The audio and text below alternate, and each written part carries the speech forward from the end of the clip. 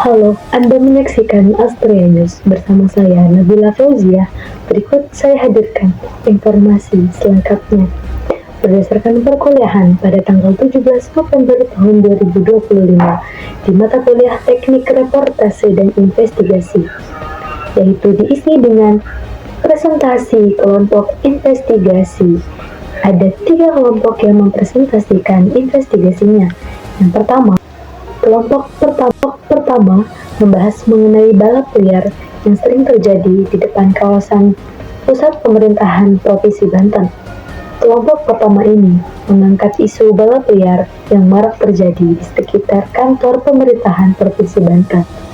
Fenomena ini menarik perhatian karena banyaknya keluhan dari masyarakat yang merasa terganggu. Balap liar ini juga bukan hanya menimbulkan kebisingan, tetapi juga mengancam keselamatan pengguna jalan dan warga sekitar. Keluhan utama yang sering dirasakan oleh masyarakat sekitar diantaranya yaitu kebisingan.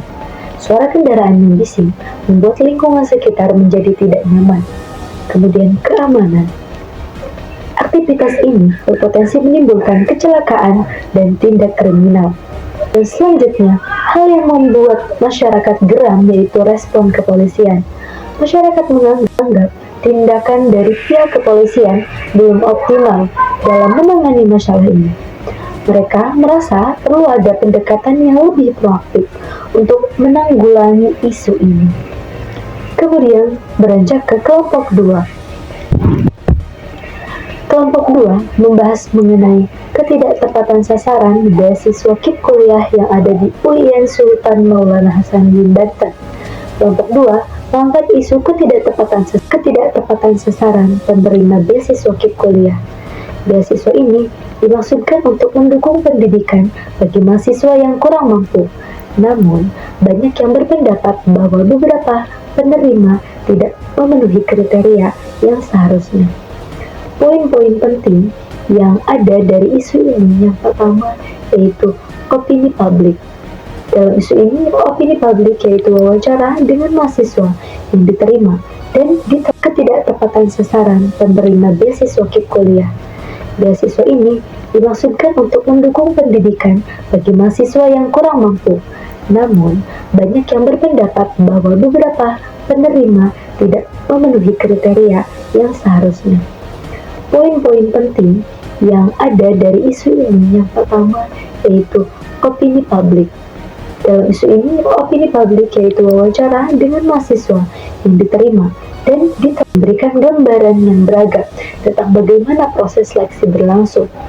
Kemudian, masukan dari pihak akademik. Kami pun meminta masukan dari pihak akademik mengenai isu ini.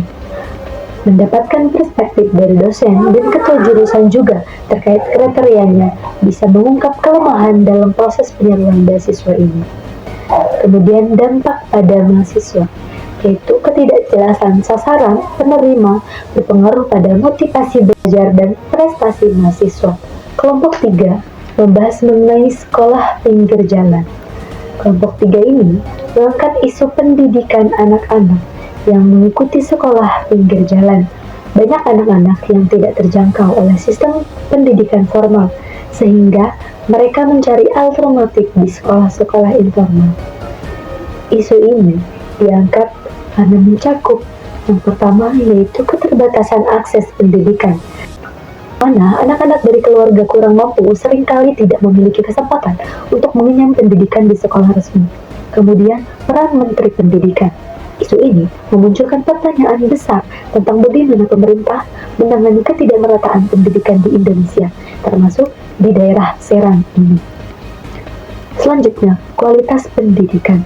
Sekolah pinggir jalan seringkali tidak memiliki kurikulum yang terstandarisasi yang berpotensi mempengaruhi kualitas sisi masyarakat saat ini, mengunggah kesadaran kita akan balap liar, kemudian penyalahgunaan beasiswa, dan ketidakmerataan pendidikan. Kami semua berharap dengan presentasi ini, para mahasiswa dapat mendalami lebih jauh tentang teknik reportase dan investigasi, serta bagaimana melibatkan masyarakat dalam menangani permasalahan tersebut. Terima kasih. Demikian Astrianis, saya Nabila Fauziah, pamit undur diri. Terima kasih dan sampai